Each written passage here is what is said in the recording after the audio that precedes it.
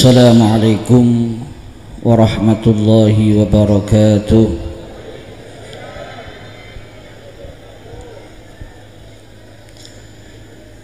Alhamdulillah al-khaliqil ma'bud dzil fadli wal karami wal ihsani wal jud. وأشهد أن لا إله إلا الله وحده لا شريك له وأشهد أن سيدنا محمدا عبده ورسوله اللهم صل وسلم وبارك وكرم على خير مولود زين الوجود صاحب المقام المحمود حبيبنا وشفيعنا قرة أعيننا نور قلوبنا محمد وعلى آله الركع السجود وأصحابه الموفين بالعهود وعلى التابعين ومن تبعهم بإحسان من يومنا هذا إلى يوم البعث والخلود أما بعد رب اشرح لي صدري ويسر لي أمري واحلل عقدة من لساني يفقه قولي. Yang saya hormati dan saya muliakan para habaib al-ajilla yang tidak bisa saya sebut satu persatu karena di siang hari ini sangat banyak yang hadir. Yang saya hormati dan saya muliakan sahibil hajah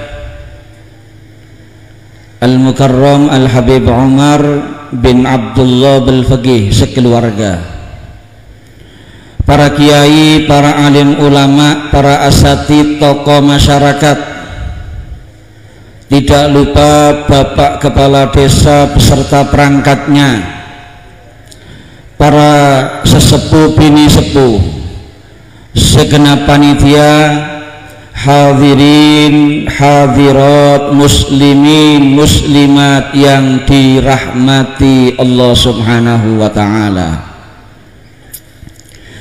Alhamdulillah, pertama-tama marilah kita panjatkan rasa syukur kehadirat Allah Subhanahu wa ta'ala. Di saat ini kita bersama-sama dikumpulkan di dalam satu majelis yang agung, yang mulia, yang kita yakin penuh barokah, dituruni rahmat dan bermanfaat bagi kita semua fid dini wad dunya wal akhirah, amin ya rabbal alamin. Salawat serta salam tak lupa marilah kita haturkan dan kita hadiahkan kepada teladan terbaik bagi kita semua, yang dipastikan kapanpun dan dimanapun tidak akan kita temukan yang lebih baik. Junjungan kita Nabi besar Muhammad sallallahu alaihi wa alihi wasallam. Hadirin dan hadirat yang saya hormati dan saya muliakan, siang hari ini kita bersama-sama berkumpul yang pertama dan intinya merayakan atau memperingati lahirnya Nabi besar Muhammad sallallahu alaihi wa alihi wasallam. Mudah-mudahan melalui acara ini semakin memperkuat mahabbah kita kepada Kanjeng Nabi Muhammad SAW. Amin ya rabbal alamin. Sekaligus peringatan haul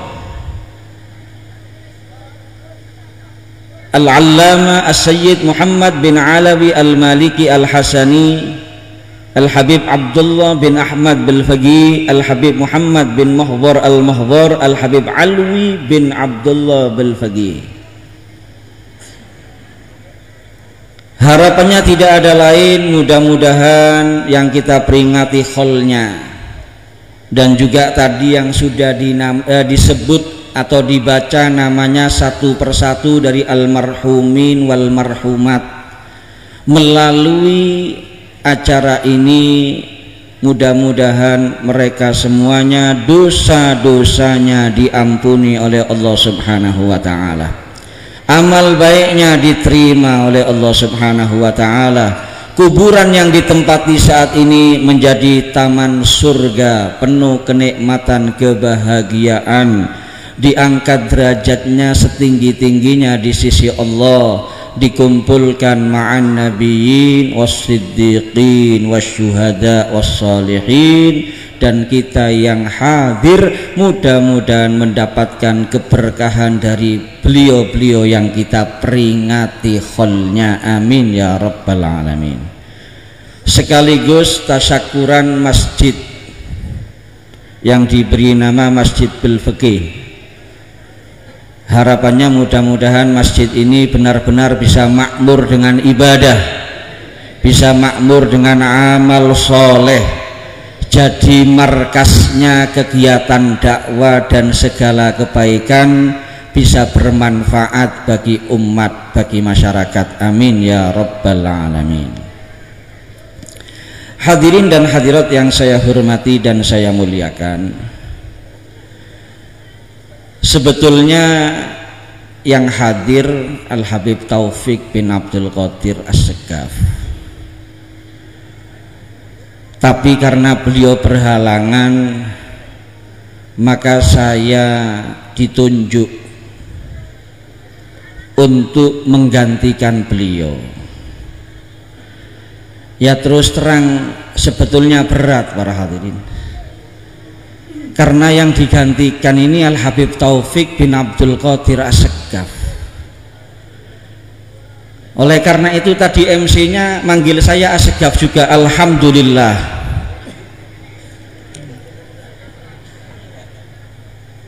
Karena memang Al-Idrus ini juga turunannya As-Segaf, jadi tetap nyambung.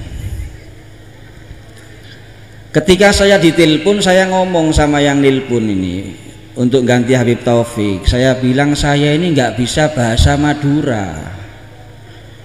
Katanya asistennya Habib Taufik As-Segaf juga, Habib Syekhon. Ustadz Taufik juga nggak bisa Madura. Jadi sama. Pembicara yang sebetulnya hadir nggak bisa Madura, yang makili juga nggak bisa Madura, jadi tumbuh oleh tutup lek dirini wong Jawa ini. Hadirin dan hadirat yang saya hormati dan saya muliakan, ini alhamdulillah termasuk panitianya pinter ini. Kenapa? 3 acara borongan jadi satu. Alhamdulillah. Dalam kitab Ihya Ulumiddin para hadirin, hadirat yang dirahmati Allah, ada riwayat malaikat Jibril alaihi salam pernah bertanya kepada Nabi Nuh alaihi salam. Pertanyaan malaikat Jibril kepada Nabi Nuh, ya atwalal anbiya'i umron, kaifa wajadtad dunya. Wahai Nabi yang paling panjang umurnya, Karena memang disebutkan Nabi Nuh alaihi salam itu hadirin hadirat asya ala dhahril ardi aktsara min alfisana. Nabi Nuh itu hidup di muka bumi ini lebih dari 1000 tahun. Dan kita tidak perlu heran, Al-Habib Abdullah bin Alawi Al-Haddad dalam kitab beliau Sabilul Idzikar, beliau menjelaskan umat zaman dahulu itu banyak yang usianya panjang. Ada yang melewati 1000, ada yang kurang sedikit dari 1000. Bahkan di situ beliau menjelaskan dari panjangnya umur umat zaman dahulu, baru balik itu kalau melewati umur 80 tahun. Jadi baru balik kalau melewati umur 80 tahun. Kalau misalnya ada yang umurnya 70 tahun, bapaknya meninggal, berarti masih yatim. Kalau ada santunan anak yatim masih berhak menerima. Kenapa? Karena masih belum balik. Umur 60 tahun itu insya Allah masih baru sunat. 50 tahun, oh masih lucu-lucunya. 40 tahun masih pempesan insya Allah ini. Dari panjangnya usia umat zaman dahulu. Kalau kita umatnya Nabi Muhammad SAW singkat para hadirin, pendek, umur kita di atas dunia pendek. Hudzaifah ibnul Yaman radhiyallahu an, beliau meriwayatkan ada sebagian sahabat radhiyallahu anhum bertanya kepada Nabi Muhammad SAW, ya Rasulullah, ma a'maru ummatik, Kanjeng Nabi, berapa umurnya umatmu? Maka dijawab oleh Rasulullah SAW, qala masari'uhum ma baina sittin ila sab'in. Meninggalnya mereka umatku di antara usia 60 tahun 70 tahun. Di antara berarti nggak sampai 70 para hadirin. Kebanyakan umatnya Nabi Muhammad di antara 60 70. Sehingga sebagian sahabat penasaran, tanya lagi kepada Rasulullah, ya Rasulullah, abna'us sab'in, Kanjeng Nabi, apa enggak ada yang mencapai 70? Dijawab lagi oleh Nabi Muhammad SAW, qalla man yablughuha min ummati, qalla man yablughuha min ummati, sedikit sekali yang mencapai 70 dari umatku. Jadi yang banyak wafatnya umatnya Nabi Muhammad antara 60 sampai 69. Oleh karena itu yang sudah 60 ke atas ini hati-hati. Hati-hati, insya Allah nggak lama. Yang dapat bonus ada memang. Sampai 70 nggak meninggal, 80 nggak meninggal, 90 nggak meninggal. Teman-temannya yang seusia di Kedondong meninggal semuanya, tinggal sendirian. Ada mungkin yang seperti itu, tapi ya begitulah kalau sudah usia itu tua renta, dipastikan kondisi fisik merosot. Kalau katanya orang Jawa, remek. Kalau udah tua, masya Allah, mata sudah nggak seberapa terang, pendengaran udah nggak seberapa dengar, kaki udah nggak kuat, jalan dituntun, kalau nggak dituntun pakai tongkat, apalagi gigi habis. Masih muda, masya Allah, giginya komplit, makan kacang satu toples 15 menit tumpes kacangnya. Kalau udah tua, giginya tinggal 2, makan kacang 1, muter-muter saja kacangnya. Bahkan disebutkan dalam sebagian kitab yang Allah turunkan kepada para nabi dan rasulnya, Man balagha sab'in ishtaka min ghairi illah. Kalau ada orang itu sudah mencapai usia 70 tahun, biasanya mengeluh tanpa ada penyakit. Jadi badannya ini merasa nggak enak semua, padahal nggak ada penyakitnya. Kalau sekarang nggak nunggu 70 tahun ya, 40 tahun ke atas. Yang sudah lebih dari 40 tahun ke atas, kepala 4 ke atas, kalau udah nongkrong bareng, kebanyakan yang dibahas obat atau jamu. Jadi kalau kita umatnya Nabi Muhammad, para hadirin hadirat yang dirahmati Allah, kita hidup di dunia singkat, kita hidup di dunia tidak lama, dan itu merupakan nikmat yang besar dari Allah Subhanahu wa Ta'ala. Kenapa? Karena kehidupan di dunia ini ujian, dan ujian kita berarti tidak lama. Kalau umat zaman dahulu 1000 tahun, para hadirin.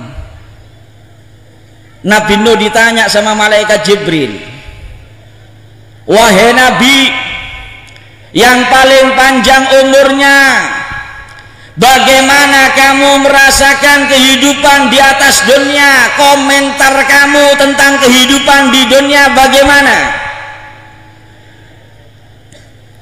Dijawab oleh Nabi Nuh alaihi salam, qala kadarin lahu babani dakhaltu min ahadihima wa kharajtu minal akhar. Kata Nabi Nuh alaihi salam, kehidupan di dunia ini hanyalah seperti sebuah rumah, yang rumah tersebut punya 2 pintu. Saya masuk dari pintu yang satu dan keluar dari pintu yang satunya. Cuma lewat begitu saja, nggak terasa, hadirin hadirat, nggak terasa. Itu Nabi Nuh yang 1000 tahun, beliau menyatakan cuma lewat sekedip mata kehidupan di atas dunia ini. Dan siapapun orangnya yang hidup di atas dunia dipastikan harus melewati 2 pintu ini. Pintu masuk ketika kita dilahirkan ibu kita ke dalam dunia, itu pintu masuk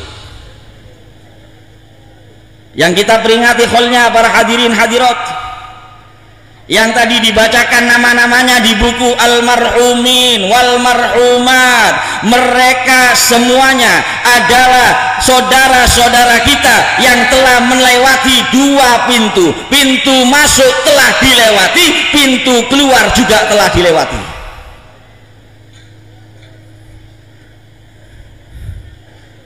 Kita semua sekarang masih melewati 1 pintu. Kita yang hadir ini masih melewati 1 pintu, para hadirin. Pintu masuk sudah kita lewati. Saat ini kita sedang perjalanan. Kita sedang perjalanan menuju pintu keluar. Dan kita harus selalu ingat, ketika kita dalam perjalanan menuju pintu keluar, berarti setiap detiknya, setiap saatnya, setiap waktunya bukan semakin jauh dengan pintu keluar, tapi semakin dekat, semakin dekat, semakin dekat. Dan kita pun pada akhirnya harus melewati pintu keluar.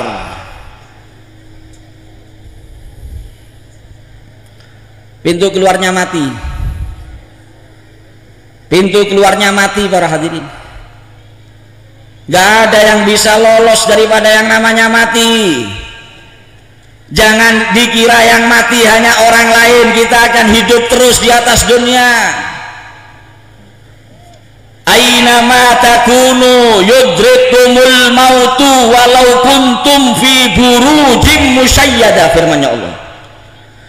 Di mana saja kalian berada, yang namanya mati pasti akan mendatangi kalian, walaupun kalian bersembunyi di balik bukan 1 benteng, beberapa benteng yang kokoh. nggak ada yang bisa lolos.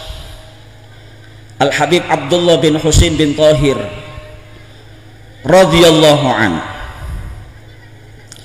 beliau dalam salah satu qasidahnya mengistilahkan mati dengan apa? Musibah ammah.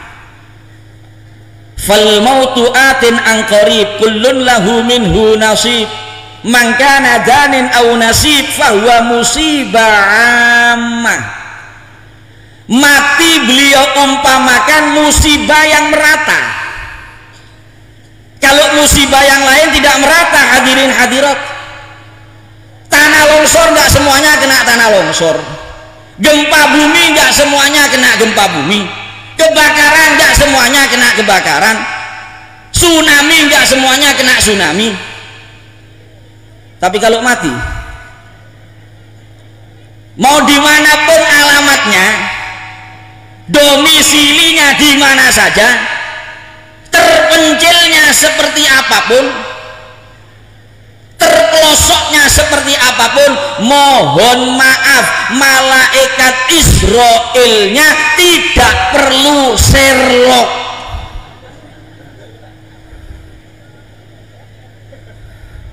Gak perlu Sherlock malaikat Israil. Mau domisili di mana saja, pasti ketahuan. Pasti ketahuan. Mau jaga kesehatan kita para hadirin, silakan jaga kesehatan, pasti tetap mati. Ada orang kan kalau mau makan itu masya Allah ya, nggak mau sembarangan. Tapi kalau kita orang Indonesia ini paling enak, paling tidak cerewet urusan makan, alhamdulillah. Kalau katanya orang Jawa, kita ini golongannya al-gerang sangu wal-geragasu. Semuanya masuk kalau kita, paling nggak rewel, paling nggak cerewet. Aspal dimakan kalau orang Indonesia ini, semen dimakan, besi dimakan, semuanya masuk. Orang-orang Eropa itu kalau makan ya yang mengandung protein, vitamin, karbohidrat. Kalau sarapan itu roti sama keju, minumnya susu. Mati tapi mati. Apalagi orang kedundung, Pak, sarapan apa? Tempe tahu, ya tambah matian insya Allah.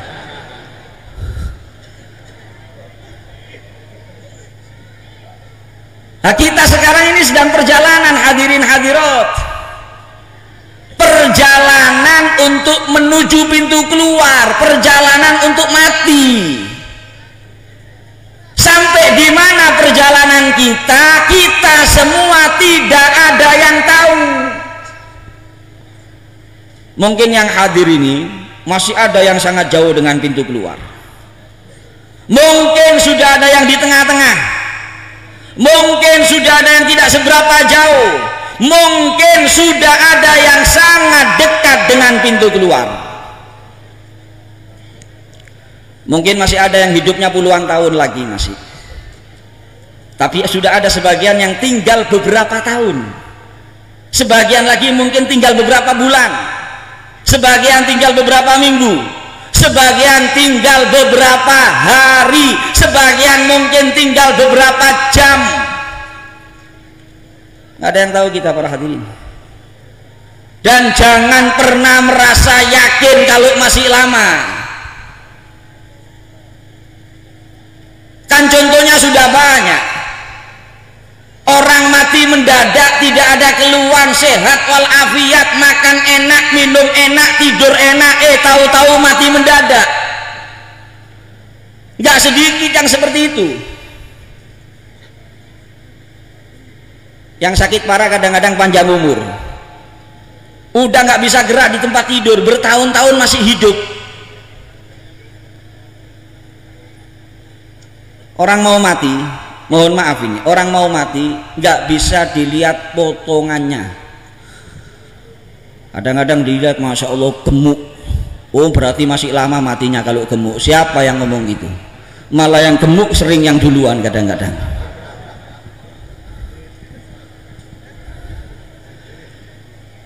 Jadi intinya hadirin hadirat yang dirahmati Allah,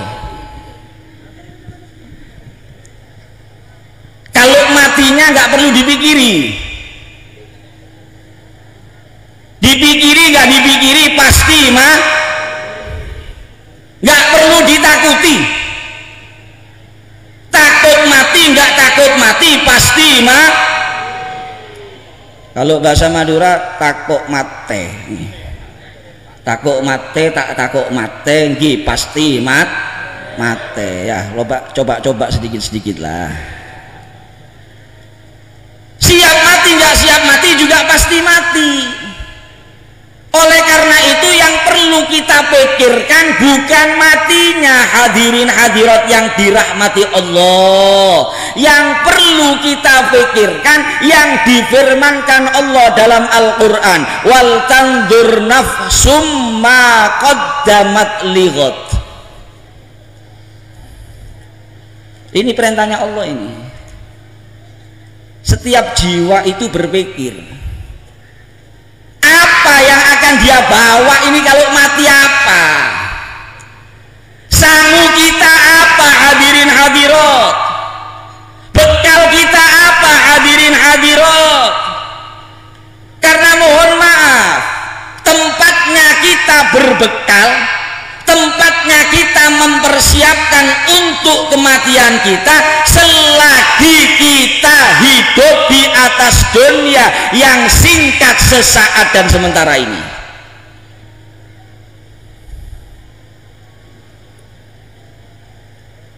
Harapan kita semuanya, kita ingin menjadi orang-orang yang mulia di dunia dan nikmat di akhirat. Itu harapan kita para hadirin. Itu harapan kita. Kita semua yang hadir ini harapan kita satu, besok di akhirat selamat dari neraka, masuk surga. Pernah ada orang berdoa, ya Allah mudah-mudahan saya masuk neraka ya Allah. Kalau ada orang doa seperti itu berarti stres. Lah untuk meraih kemuliaan dunia dan kenikmatan akhirat, Nabi Muhammad SAW pernah ditanya oleh sebagian sahabat radhiyallahu anhum. Su'ila alaihi salatu wassalam anil akyasi minan nas manhum. Nabi Muhammad ditanya, siapakah orang-orang yang cerdas ya Rasulullah? Orang yang cerdas itu siapa? Apa jawaban Nabi Muhammad SAW? Apakah orang yang cerdas itu yang jenius, yang titelnya banyak, profesor, doktor, sarjana dan lain-lain? Bukan itu. Ketika Nabi Muhammad ditanya siapakah orang-orang yang cerdas ya Rasulullah, beliau menjawab, aktsaruhum lil mauti dzikra wa ahsanuhum lahu isti'dada ulaikal akyas zahabu bi syarafid dunya wa na'imil akhirah. Orang-orang yang cerdas dijelaskan oleh Nabi kita Muhammad SAW, yaitu mereka yang sewaktu di dunia banyak ingat mati dan paling baik persiapannya untuk mati. Mereka lah orang-orang cerdas yang meninggalkan dunia dengan meraih kemuliaan dan meraih kenikmatan nantinya di akhirat. Oleh karena itu mari hadirin hadirat, kalau ingin mulia dunia nikmat akhirat, jadi orang cerdas. Gimana jadi orang cerdas? Banyak ingat mati. Dan ini kelemahan umat Islam di zaman sekarang, harus kita akui. Kalau yakin mati, semuanya yakin Coba saya tanya, siapa yang gak yakin mati angkat tangan? Gak ada. Kalau yakin mati, semuanya yakin mati. Cuma ingat mati ini kadang-kadang yang berat kita. Lawang kadang-kadang, mohon maaf ini ya, nganter jenazah itu masih nggak ingat mati, ngubur jenazah masih nggak ingat mati. Para hadirin, Anak-anak muda itu ngubur jenazah sambil bersendaguro, guyonan, sambil tertawa terbahak-bahak. Kalau katanya orang Jawa, sambil uraan kadang-kadang. Depannya kuburan ini, masih maklaran, masih bicara bisnis. Loh, kalau kita melihat jenazah, kan mestinya peringatan bagi kita ini. Ini keluarga kita, ini teman kita, ini tetangga kita. Disolati, sebentar lagi kita yang disolati. Dikafani, sebentar lagi kita yang dikafani. Digotong, diangkat, dibawa kuburan, sebentar lagi kita yang diangkat. Kita masuk kuburan, yang tertulis di batu nisannya nama orang-orang lain. Pada saat ada orang lain masuk ke kuburan, yang tertulis di batu nisannya nama kita. Al-Imam Al-Ghazali dalam Ihya menjelaskan, orang zaman dulu itu kalau udah ngubur jenazah, kita mau berbela sungkawa, mau bertakziah kepada keluarganya si mayit, kebingungan. Kenapa kebingungan? Karena semuanya menangis, semuanya menangis, semuanya ingat akhirat, semuanya ingat mati para hadirin. Oleh karena itu zaman seperti sekarang ini zaman edan ini para hadirin. Kemaksiatan merajalela, fasilitas maksiat itu sangat mudah bisa didapatkan oleh setiap orang.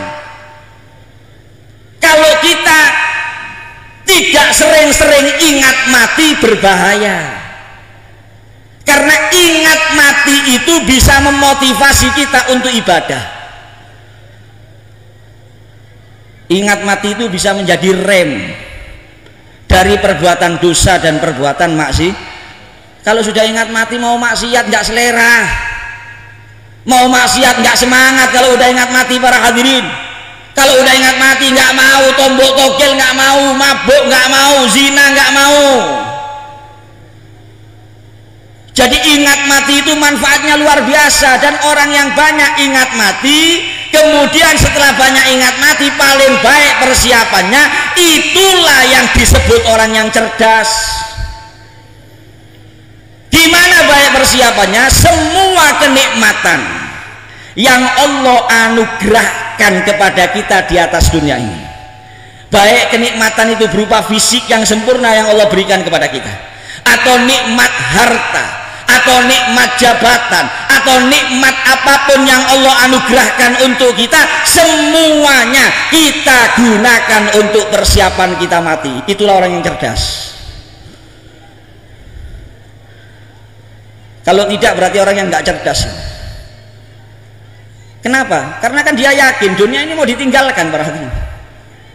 Nggak selamanya hidup di dunia ini, sementara sesaat.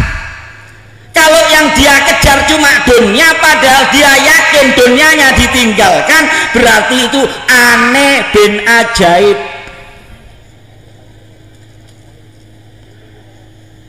Ada satu orang kerja di Belanda, orang bangun rumah di Indonesia habis 2 miliar. Rencananya rumahnya di Indonesia, jadi orangnya pulang dari Belanda dan tidak balik lagi ke Belanda. Subhanallah, rumahnya senilai 2 miliar jadi, orangnya di Belanda meninggal.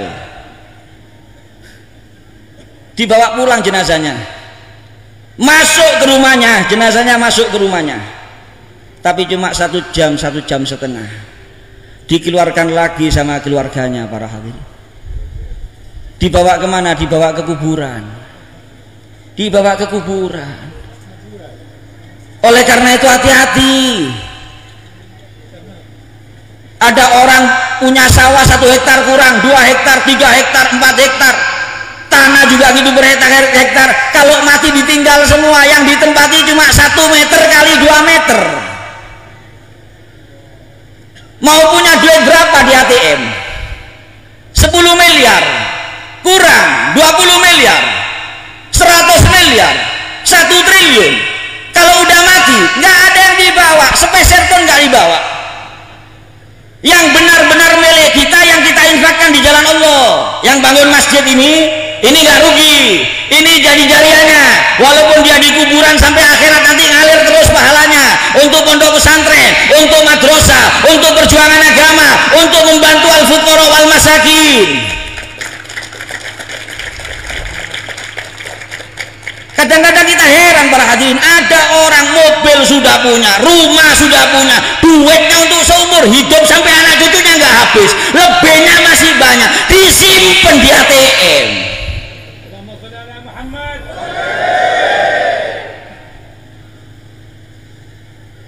Tetangga sakit kadang-kadang, tetangga sakit, jangankan bantu, jenguk saja tidak kadang-kadang. Lu katanya cinta sama Nabi Muhammad, jenguk orang sakit itu sunnahnya Rasulullah, dan ini mulai hilang dari tengah-tengah umat Islam. Yang sunnah dijenguk dalam kitab itu nggak nunggu sakit parah, sakit mata saja sunnah dijenguk. Kadang-kadang masya Allah, kalau yang sakit orang melarat nggak ada yang nyambangi. Giliran yang sakit orang kaya, bos, greges sedikit rame yang nyambangi. Cuma ya gitu, nyambangi orang sakit itu ada adabnya. Kalau jenguk orang sakit jangan lama-lama. Jenguk orang sakit mulai pagi sampai sore nggak pulang-pulang, tambah sakit orangnya. Kecuali kalau orangnya merasa terhibur, kemudian ngomongnya yang enak, didoakan yang enak. Jangan jenguk orang sakit ditakut-takuti, waduh sampean parah ini penyakitnya sudah, nggak ada harapan, ini kecil harapannya, sampean belum pulang mati duluan orangnya. Jadi mari, ini peringatan Maulid juga ini, mari kita perhatikan ini ajarannya Nabi Muhammad, sunnahnya Nabi Muhammad. Intinya ngikut Nabi Muhammad di dunia ini, selamat di akhirat. Sudah nggak usah macem-macem, semua nikmat yang Allah anugerahkan kepada kita selagi kita masih di dunia, gunakan untuk persiapan mati. Hadirin hadirat, kalau yang dijenguk tadi orang melarat, kalau bisa jangan cuma menjenguk saja, karena walaupun menjenguk sudah dapat fadilah ya, dapat sunnah. Kalau bisa sambil dibantu uang.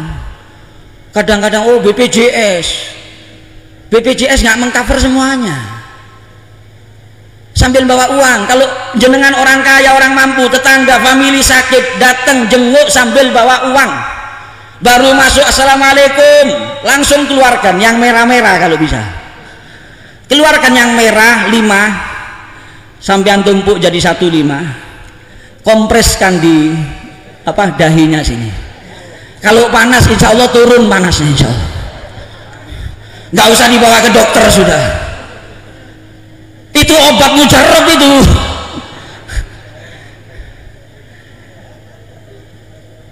Jadi sekali lagi mari dipikir ini selagi masih hidup para hadirin. Ini acara bukan kumpul bubar, bukan, kita ngambil hikmah, kita ngambil pelajaran, ada perubahan selagi masih punya kesempatan hidup.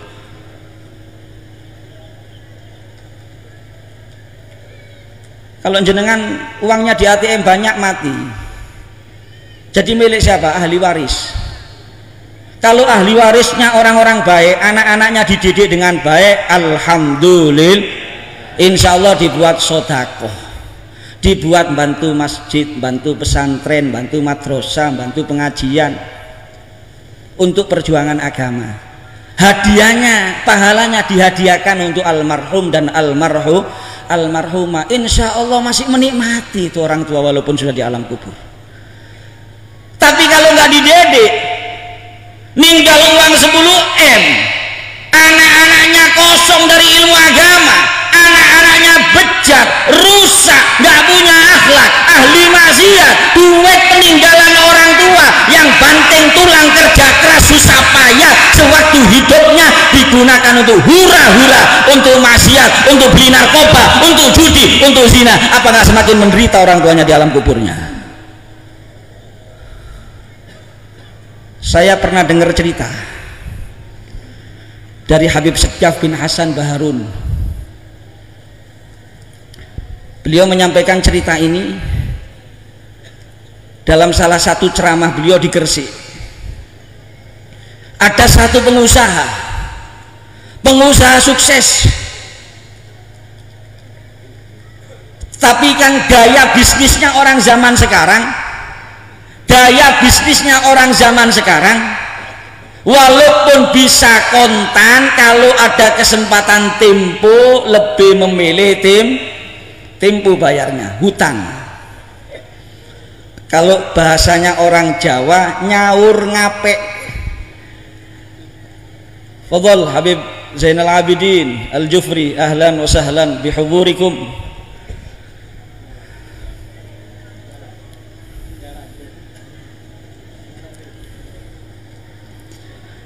Lah ini si pengusaha ketika dia meninggal dunia masih ada tagihan nota kurang lebih 100 juta. Masih ada tagihan nota kurang lebih 100 juta.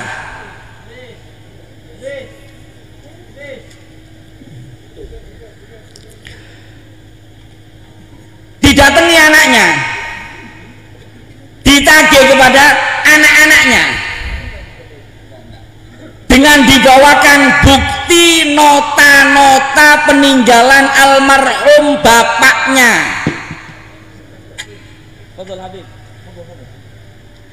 Subhanallah, para hadirin hadirat yang dirahmati Allah.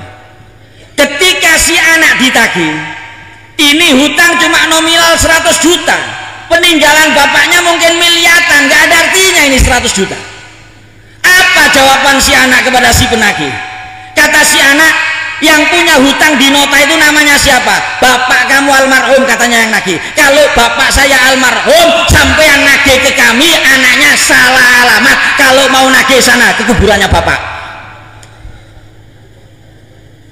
Apa enggak menderita orang tua kalau punya anak seperti ini, para hadirin?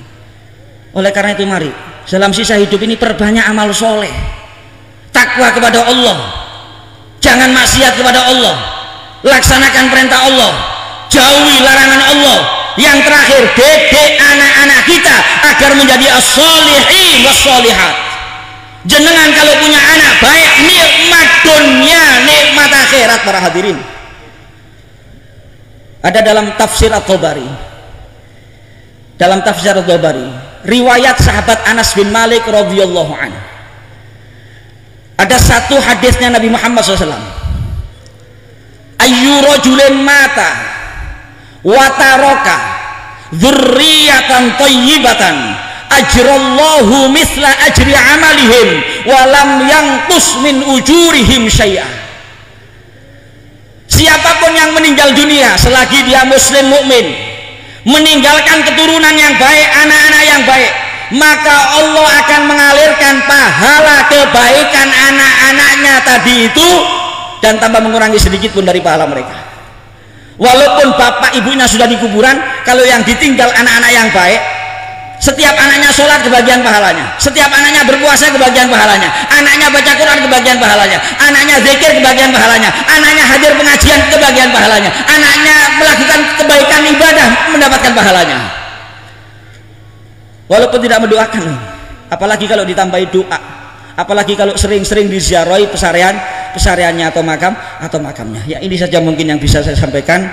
Mudah-mudahan bermanfaat. Kita mohon kepada Allah Subhanahu wa taala, mudah-mudahan kita semuanya panjang umur, sehat walafiat fi taatillahi wa taati rasulih. Dan kapan sampai kita kepada pintu yang kedua, melewati pintu yang kedua, datang kematian menjemput kita, kita mohon kepada Allah mudah-mudahan kita semuanya husnul khotimah, husnul khotimah, husnul khotimah. Kalimat terakhir yang kita ucapkan mudah-mudahan kalimat la ilaha illallah. Amin ya rabbal alamin, amin ya rabbal alamin. Jika ada kata-kata yang kurang berkenan khususnya kepada para habaib, mohon maaf yang sebesar-besarnya. Wal afu minkum. Assalamualaikum warahmatullahi wabarakatuh.